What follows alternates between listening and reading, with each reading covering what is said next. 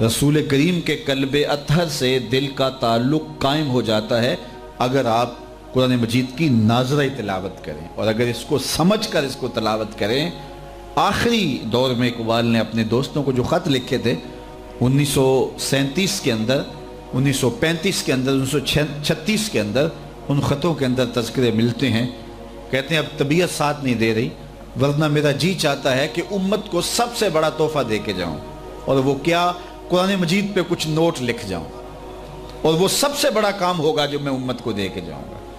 انہوں نے بال جبریل لکھی، انہوں نے زبور عجم لکھی، جاوید نامہ لکھا، اسرار و رموز لکھی، چے باید کردہ اقوام شرک، کیسی کیسی کتابیں لکھی جو عجوبہ روزگار سمجھی جاتی ہیں، لیکن اس کے باوجود کہا کہ اگر میں قرآن مجید پہ نوٹ لکھ کے دے جاتا تو یہ سب سے بڑا کام تھا جو میں قوم کو دے کے جاتا۔ تو اقبال نے یہی نصیحت کی کہ کتاب اللہ کے ساتھ اپنے تعلق کو مضبوط رکھو۔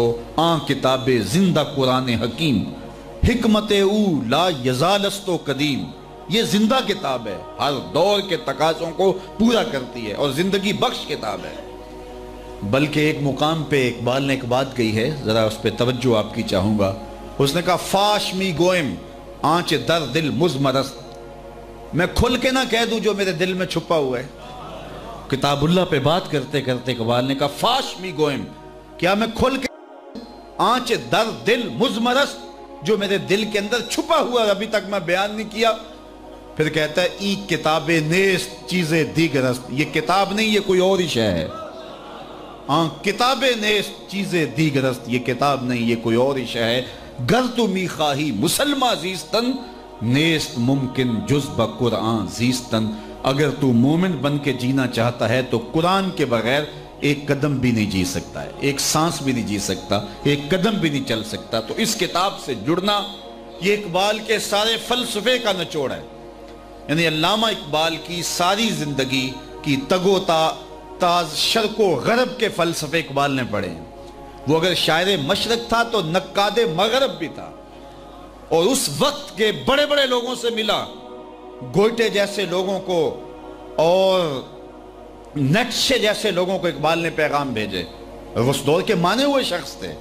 یہ جو پیام مشرق ہے، اس کا آپ مقدمہ پڑھیں، یہ مغرب کا مشرق کے نام جو پیغام لکھا گیا تھا، تو اس کے جواب کے اندر اقبال نے پھر مشرق کا پیام مغرب کے نام بھیجا ہے، اور اس کے اندر جو ہے وہ اقبال نے بتایا کہ ہمارا پیام کیا ہے۔ اللہ اکبر! یہ حکیم گوئٹے یہ ایسا شخص تھا کہ جس کو یہ نیٹشے اور یہ گوئٹے یہ خدائی تصور تک پہنچ گئے تھے۔ انہوں نے ایسے ماحول میں آنکھ کھولی تھی جس ماحول میں وجود باری کا انکار کیا جاتا تھا۔ ماں باپ اللہ کے وجود کا انکار کرتے ہیں، پھر جب درسگاہ میں گئے تو استاد اللہ کے وجود کا انکار کرتا ہے، پھر جب دوستوں کے ساتھ ملنے جلنے لگے، دوستیاں پیدا ہوئیں تو دوست وجود باری کا انکار کرتے ہیں، شادی ہوئی تو بیوی وجود باری کا انکار کرتی ہے، سسرال وجود باری کا انکار کر رہے ہیں، تو ہر جگہ وجود باری کا انکار ہی ہو رہا ہے۔ تو اس نے سوچنا شروع کر دیا کہ سارے لوگ ایک وجود کا انکار کرتے ہیں، وہ کہیں موجود ہی نہ ہو۔ پھر اس نے سوچنا شروع کر دیا، سوچ کے اس نے اپنی قوم میں کھڑے ہو کے علم بغاوت بلند کیا، کہا تم سارے جس کا انکار کرتے ہو، میں اکیلا اس کا اقرار کرتا ہوں۔ پھر وہ توحید کے تصور پہ آ گیا، اور ساری زندگی اللہ کو پانے کی تلاش میں رہا، لیکن اس نے حضور کا وسیلہ نہ لیا، اور ساری زندگی جو ہے وہ توحید کے آس پاس رہے، لیکن اس دائرے میں داخل نہ ہو سکا، اس لیے کہ اس نے حضور کے بغیر خدا تک پہنچنا چاہا۔ اقبال نے کہا ایک مقام پہ کاش بودے در زمانے احمدے تا رسیدے بر سرودے سرمدے، کاش کہ وہ شیخ احمد مجدد الف ثانی کو مل لیتا اور وہ اس کو بازو سے پکڑ کے خدا کی دہلیز تک، مصطفیٰ کی دہلیز تک پہنچا دیتے، اور مصطفیٰ جان رحمت خدا کی چوکھٹ تک پہنچا دیتے۔ تو بغیر مصطفیٰ کے خدا تک پہنچنے کا تصور ہی نہیں ہے، بلکہ اقبال کہتا ہے کائنات کے وجود کا جواز ہی نہیں اگر حضور نہ ہو نہ یہ پھول تو بلبل کا ترنم بھی نہ ہو، چمنے دہر میں کلیوں کا تبسم بھی نہ ہو نہ یہ ساقی تو پھر میں بھی نہ ہو، خم بھی نہ ہو، بزم توحید بھی دنیا میں نہ ہو، تم بھی نہ ہو۔ خیمہ افلاک کا استادہ اسی نام سے ہے، نبض ہستی تب شامادہ اسی نام سے۔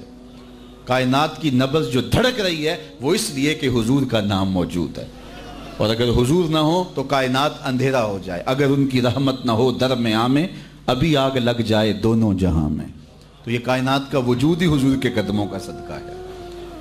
تو یہ بڑی بڑی کتابیں اقبال کی، لیکن کہا کہ اگر میں بڑی چیز دے کے جاتا قوم کو تو وہ یہ تھی کہ قرآن مجید کی پر کچھ نوٹ ہوتے، اور یہ میرا بڑا کام تھا۔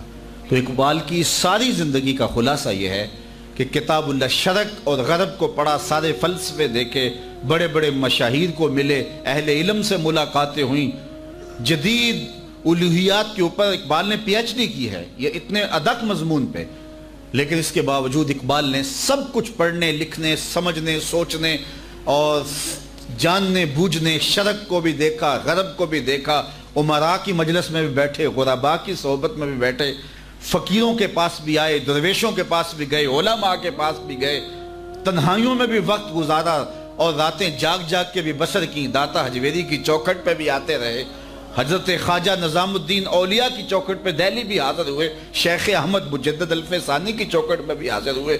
بہت کچھ۔ خلاصہ کیا ہے؟ اقبال کہتا ہے قرآن کو نصاب زندگی بنا لو بس، اور صرف نصاب سے کام نہیں چلے گا، کوئی ہادی بھی ماننا پڑے گا۔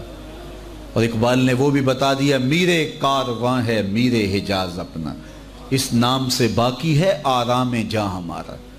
تو یہ میرے حجاز کو جب ہادی بنا لے تو عشق رسول کی دولت اور کتاب اللہ، ان دونوں کو تھامے رکھنے سے زندگی، ایک مسلمان کی زندگی خوبصورت زندگی بنتی ہے۔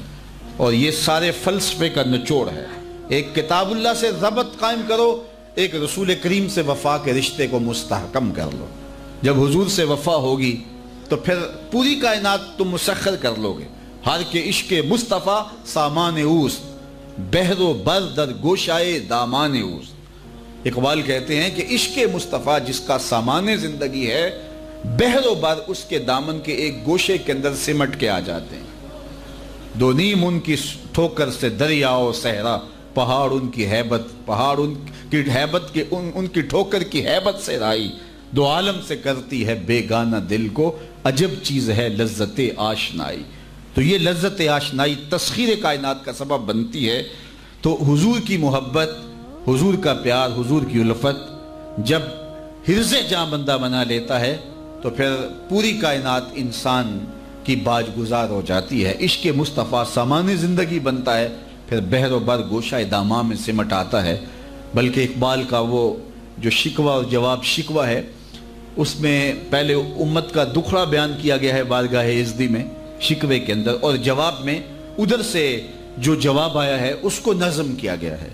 تو شکوے کے اندر جو انہوں نے انداز اختیار کیا تو وہ بڑا تلخ بھی ہے، اور اس پر جو ہے وہ کچھ لوگوں نے تنقید بھی کی اور بات بھی ہوئی، لیکن جب جواب شکوہ آیا تو پھر جواب شکوہ ساری حقیقت کھول دیتا ہے کہ اقبال نے کس پیرائے میں کیا کہا اور اس کا پھر جواب کیا ہے۔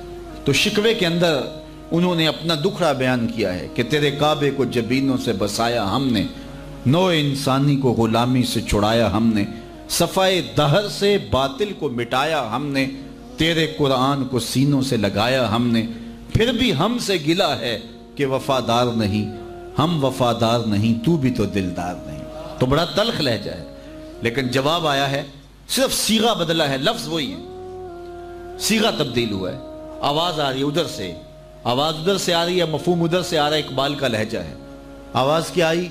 صفائے دہر سے باطل کو مٹایا کس نے، نو انسانی کو غلامی سے چھڑایا کس نے، میرے کعبے کو جبینوں سے بسایا کس نے، میرے قرآن کو سینوں سے لگایا کس نے، تھے تو آبا وہ تمہارے ہی مگر تم کیا ہو، ہاتھ پہ ہاتھ دھرے منتظر فردا ہو، ہر کوئی مست مئے ذوق تن آسانی ہے، تم مسلمان ہو یہ انداز مسلمانی ہے، حیدری فقر ہے نئے دولت عثمانی ہے، تم کو اسلاف سے کیا نسبت روحانی ہے، وہ معزز تھے زمانے میں مسلمان ہو کر، تم خار ہوئے ہو تارک قرآن ہو کر۔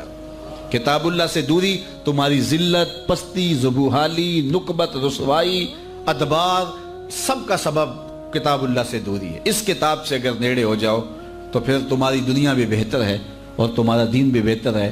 اور دوسری بات، کون ہے تارک آئین رسول مختار؟ آج تم کہتے ہو رسول اللہ کے دین کا تارک کون ہے؟ کس کی نظروں میں سمایا ہے شعار اغیار؟ وہ شعار اغیار، یوں تو سید بھی ہو، مرزا بھی ہو، افغان بھی، تم سبھی کچھ ہو، بتاؤ کہ ہو مسلمان بھی؟ پھر خلاصہ کیا نکالا؟